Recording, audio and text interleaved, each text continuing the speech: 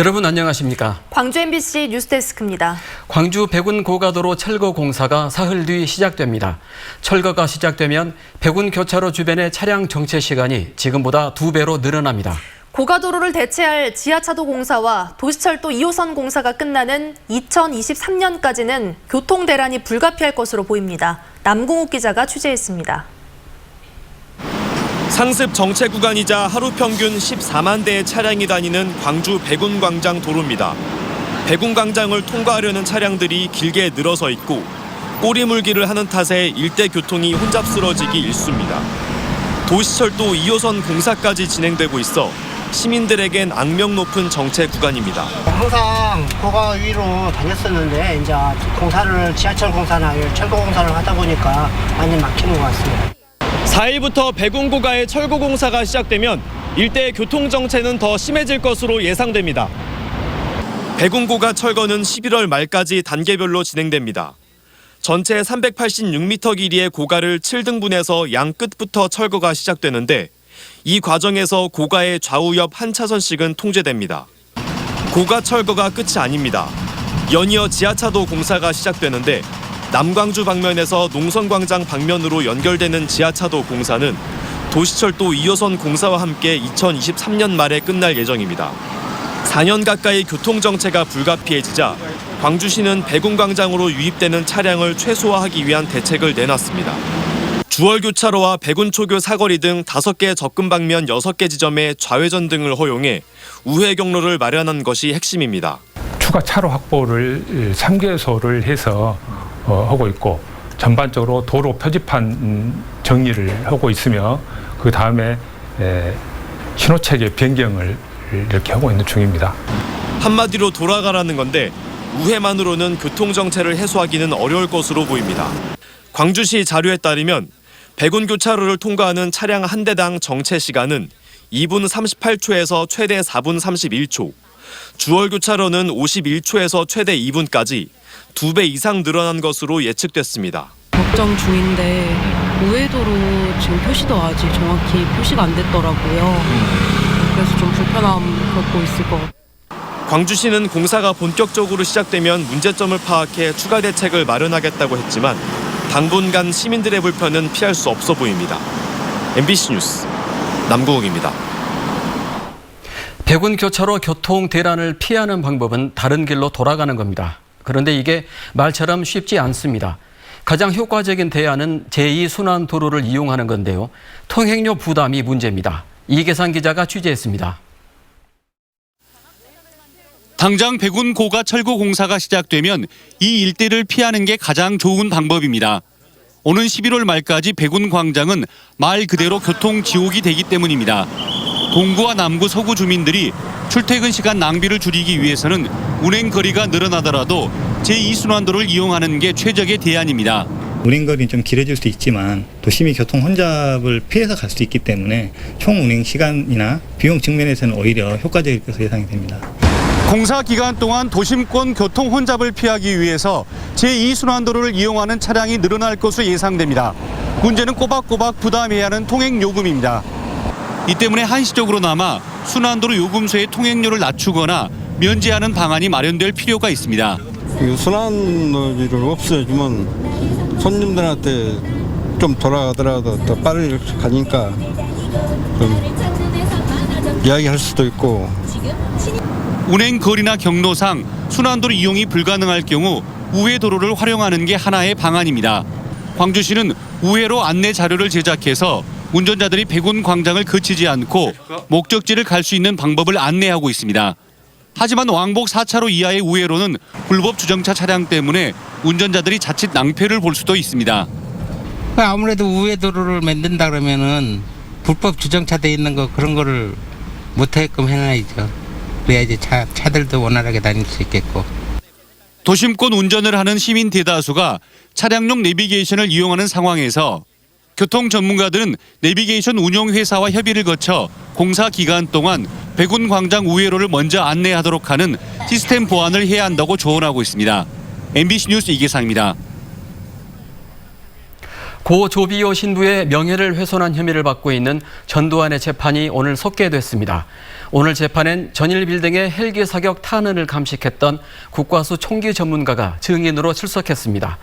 전두환 측 변호인의 질문이 이어지면서 재판은 6시간 넘게 계속 진행되고 있습니다. 현장 취재 기자 연결합니다. 이다현 기자 전해주시죠. 네, 저는 지금 전두환 재판이 이어지고 있는 광주지방법원에 나와 있습니다. 오후 2시부터 시작된 재판은 6시간을 넘긴 지금까지도 계속 이어지고 있습니다. 오늘 재판에는 김동환 국립과학수사연구원 총기연구실장이 검찰 측 증인으로 출석했는데요. 김 실장은 전일빌딩 10층에서 발견된 탄원은 대부분 40에서 50도 방향으로 하향 사격한 것이고 수평과 상향 사격 흔적도 일부 발견된다며 이런 식으로 각도를 바꿀 수 있는 것은 비행체, 즉 헬기뿐이라고 증언했습니다. 또 건물 내부에서 발사된 총탄에 의한 탄은이라는 지적에 대해서도 김 실장은 대부분 탄은이 외벽 창문 쪽 벽면에서 발견됐다며 내부 발사 가능성을 일축했습니다. 오늘 재판에서는 전두환 측 법률 대리인이 같은 질문을 반복해 나가면서 증인 신문이 길어졌고 중복 질문을 제지하는 재판장과 신경전을 벌이기도 했습니다. 또 제시된 증거 목록을 하나하나 열거하며 질문을 이어가면서 김동환 실장에 대한 증인 신문만 5시간 가까이 이어졌습니다. 현재는 김희송 전남대학교 연구교수에 대한 증인 신문이 이어지고 있는데요. 김 교수는 지난 2018년 헬기 사격이 있었다고 결론낸 국방부 특조위에 참여했던 인물입니다. 한편 전두환은 재판부의 불출석 허가로 오늘 재판에는 출석하지 않았습니다. 다음 재판은 오는 22일 다시 열리는데 전두환 측이 신청한 백성묵 전 203 항공대 대대장과 이휘성 전 육군 참모총장 등 신군부 인사들이 증인으로 출석할 예정입니다. 지금까지 광주지방법원에서 MBC 뉴스 이다현입니다.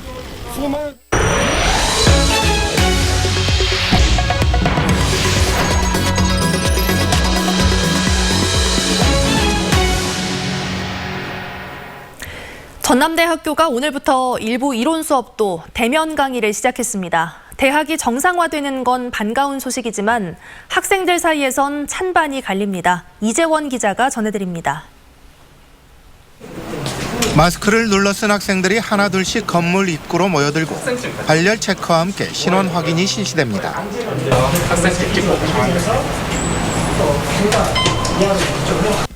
이윽고 들어선 강의실. 학생들은 1m 이상 간격을 유지하며 앉아야 했고 수업 시간에도 마스크를 착용해야 했습니다. 집에만 있어서 너무 착잡했고요. 일단 학교 오는 것만으로도 되게 의미 있어서 네.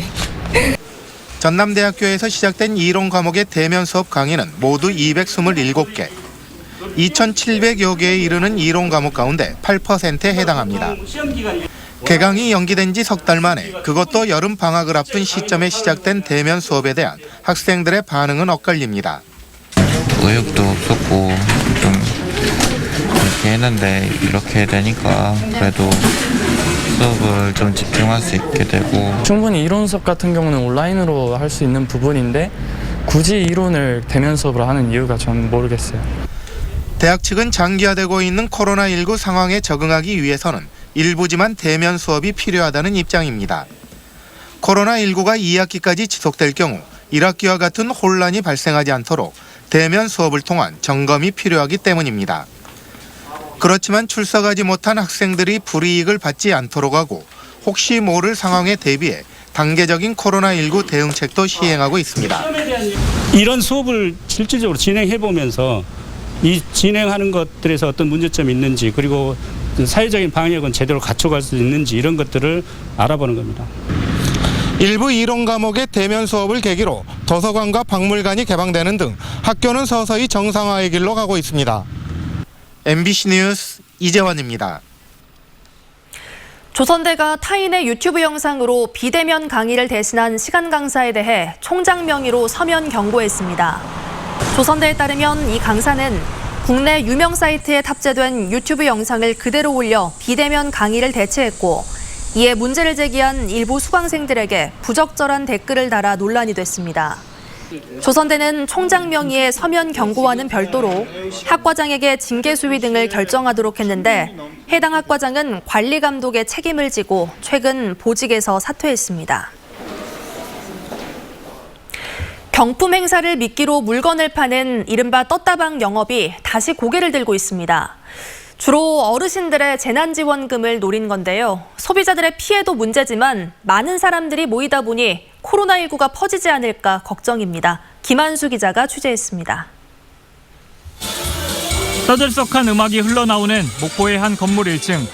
20평 남짓의 공간에 60여 명이 1m가량 거리를 두고 앉아 있습니다. 주방기구 방문 판매 업체로 등록된 이곳은 경품 행사로 고객들을 모아 판촉 행사를 벌이고 있습니다.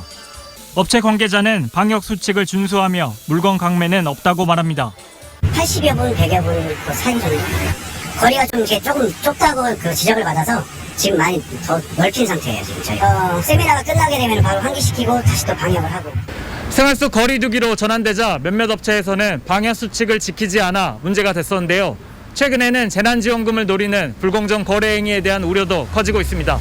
시청에서 단속을 나선다고 해 동행해 보겠습니다. 인근의 또 다른 방문 판매 업체. 갑자기 들이닥친 단속반에 놀라 수십 명의 참석자들이 황급히 빠져나옵니다. 영업장 변경 신고를 하지 않고 영업하다 경고를 받았던 이곳은 또다시 영업행위를 하다 적발된 겁니다. 칫솔도 그냥 드리는 건데 어머니들 그냥 받지 말고 5,000원을 받아서 재난지원금 등으로 풀린 지자체 상품권도 받고 있습니다. 저희 지역사랑 상품권 그거는 받습니다. 감염점이 안 되는데 그걸 어떻게 해요? 그걸 갖다가 저희는 식당에 가서 그걸 밥 먹습니다. 간단한 발열 체크 외에 출입자 명부 작성 등 나머지 절차는 제대로 하지 않습니다. 이 업체의 경우에는 저희가 좀 더 정확한 조사를 통해서 위법 사실을 확인한 다음에 행정조치 등 적절한 조치를 취하도록 하겠습니다. 이 업체가 영업행위를 한 것을 확인한 목포시는 과태료 50만 원과 함께 집합금지 행정명령을 내렸습니다. 코로나19 확산 속에 영업을 재개하고 있는 이른바 떴다방식 방문 판매 업체. 감염병 취약 지역으로 우려되는 곳이 목포에만 106곳이 됩니다. MBC 뉴스 김한수입니다. 암과 치매 등 난치성 질환의 차세대 치료 백신으로 불리는 면역치료제 연구 개발의 거점이 될 국가면역치료 플랫폼이 전남에 유치됐습니다. 국가면역치료 플랫폼은 총 사업비 460억 원을 들여 오는 2024년까지 화순군 백신산업특구 일원에 조성되고 대학과 종합병원, 기업 등 17개 기관이 참여합니다. 면역치료 산업은 미국과 일본 등 선진국을 중심으로 165조 원 규모의 시장을 형성하고 있습니다. 이용섭 광주시장은 민간공항을 무안공항으로 이전 통합하는 것을 군공항과 별개로 추진하겠다고 밝혔습니다.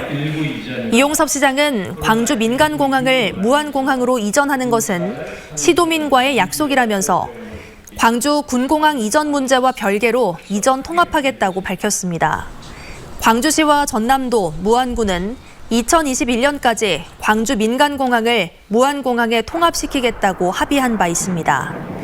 한편 광주 군공항 이전 추진 시민협의회는 최근 군공항을 옮기지 않으면 민간공항 이전도 어렵다고 주장했습니다.